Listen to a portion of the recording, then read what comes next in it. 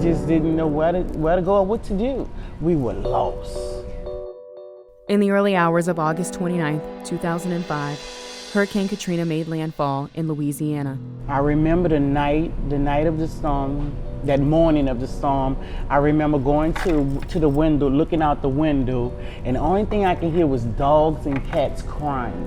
I couldn't believe that it was so dark out there, like everything was just black.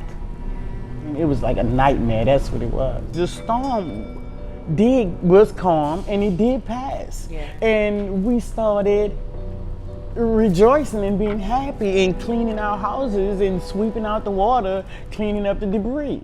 And then all of a sudden, the levee broke. We knew that the water was coming, and the water was coming fast. I remember we came here to Maryland and we met so many people that wanted to help us. I literally came here with a pair of shorts, some underwear, and a couple shirts. That was it. Realizing that you can't go back, nothing that you had is there. The catastrophic damage, too much for the government to handle. 80% of New Orleans submerged underwater.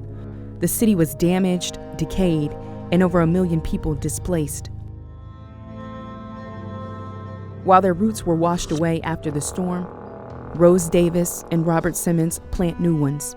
It has been a good thing for me to grow mentally, grow professionally. I work in IT. I would have never done that. To be perfectly honest, if I was probably in New Orleans, I'd either be dead or in jail. And that's the sad reality of it. I have made a life here, and it's a better life. Since I've been here, I have 18 years clean and sober from crack cocaine. You know, my whole life has turned around. I never want to forget where I came from. I'm just grateful that I had the opportunity to change my life around in the midst of a storm. This has a potential to be a catastrophic hurricane. This is how strong this storm is. If wherever it hits, in Louisiana, Mississippi, even close to us, it is going to have devastating effects and far-reaching effects. It was a storm I'll never forget. Mobile County alone, Bayou La Batterie, those areas along the coastline, the big shipping areas and fishing areas were inundated. The storm surge was devastating in those areas. Also, Water Street in Mobile, appropriately named, we had 13 feet of water pushed in from the bay into downtown Mobile. So the water was up almost to the traffic lights and the street lights. So that was more of in and out flooding with the storm surge. But all the while we're hearing these awful reports from coastal Mississippi, from Biloxi through Gulfport, back to Pascagoula, horrific, where some people were trapped in their attics, where the homes were separated, family members spent in two directions, sent in two directions across the open waters of the Gulf. You're gonna have to stay inside, and we always say the word hunker down. You got to hunker down, hide from the wind. Right in the middle of our coverage that Monday morning, just after the second landfall across Mississippi, our generator catches on fire, which zaps us off the air. So we're gonna send everybody to the radio stations. Well, that's right in the height of the eye wall, drawing closer, which is now impacting a large part of the Gulf Coast. We're on the far eastern edge of the eye wall, and we've got to drive about 5 miles to the radio building. And that was some white knuckle driving. Height of the wind, the rain, you could hardly see. But we got to the radio building and we resumed our broadcast there. This is an old drilling rig that just broke from its moorings. I credit having to go through the storms that we did prior from Ivan and Dennis to kind of give you the stamina to get through these. They're all a bit different, and they're all going to have the human toll especially. That was something that I can't believe is 20 years ago. It can still be fresh in your mind from all this, but it's a storm that's never going to leave me. Hurricane Katrina was a life-changing storm for me and my family. As Katrina came off the Florida coast, the model data had shifted dramatically, and every single piece of data that I looked at that morning and into the afternoon continued to paint a worst-case scenario for the city of New Orleans. I mean, we have a lot of concerns with this storm, Eric, and I was sad. I was extremely upset myself, but I had a job to do, and I did that job. But at the same time, I was transparent with my feelings. I was transparent about The feeling of dread, the feeling of doom that I had. It's a big storm, Eric. It's getting bigger. And I tried to put myself in the viewer's shoes. You know, what would they be feeling? What would they be thinking? The other part of that horrible feeling I had was because my wife was 9 months pregnant with our first child. I broadcast that day for over 12 hours straight, giving the worst case scenario for the city. This message that I received from my wife would change everything. She told me that she was in labor and she was having a friend take her to the hospital. My son was born.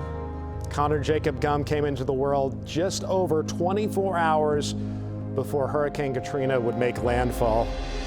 It wasn't long after that, though, that reality would set in. My wife, my newborn son had to be evacuated.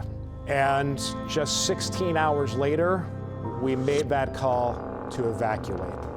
I changed my first diaper in the back of an SUV. The next morning, we made it to my sister-in-law's home in Nashville, Tennessee, and it really didn't hit me until I saw the pictures of the flooding. Places that I drove by every day, going to and from work, were under 15 feet of water. Here's the front view of the house. A couple of weeks later, we were able to go back down and examine the damage at our home, and we were lucky. The storm surge had stopped a few blocks south of our house, but I'll never forget that smell. I'll never forget the damage that I saw driving back to our home. The place was unrecognizable, especially where the storm surge had flattened buildings. I think as a meteorologist, you often think about situations like this. You ask yourself what you would do, how you would handle it. But in the situation, when you get there, you just don't know until you're there. And I think that was the case with me.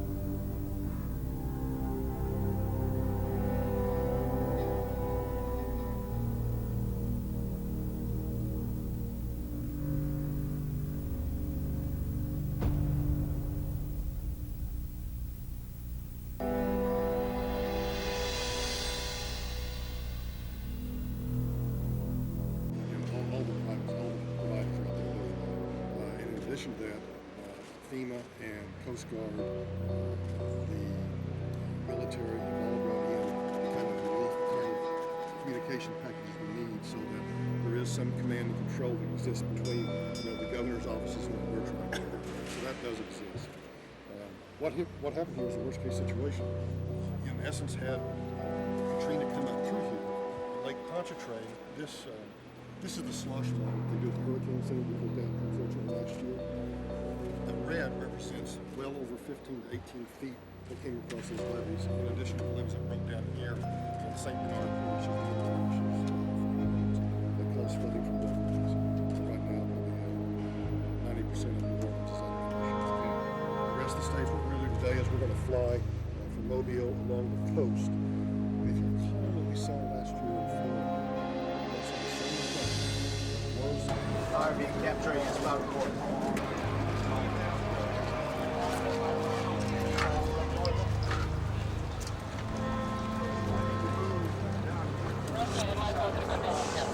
Yes, so you want to drive or you want to drive? I'd like to take my vehicle. Can you escort me down here? Okay, we'll load up here now. Right, this vehicle right here. Let's go. Mount up!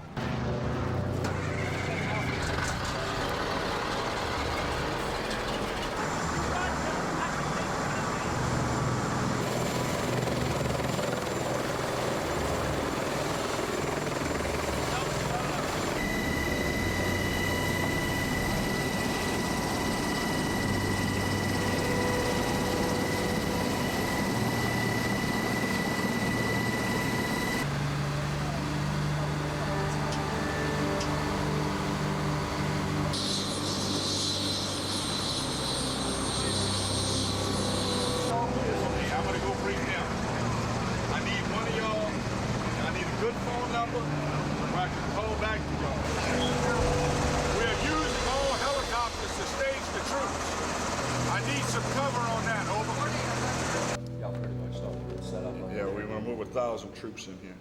They're marshaling at the Superdome. So I just reconned that about 45 minutes ago. You got good presence on the front.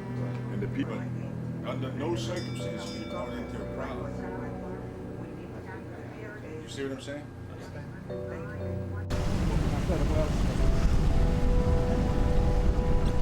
Right?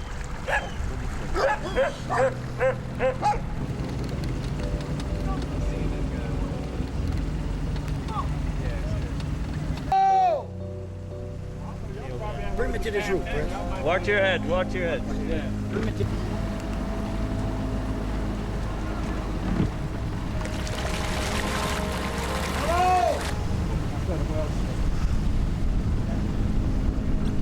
Right?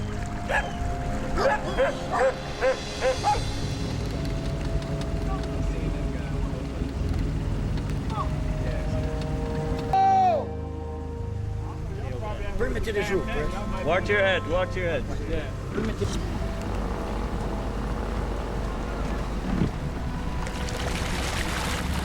Hello?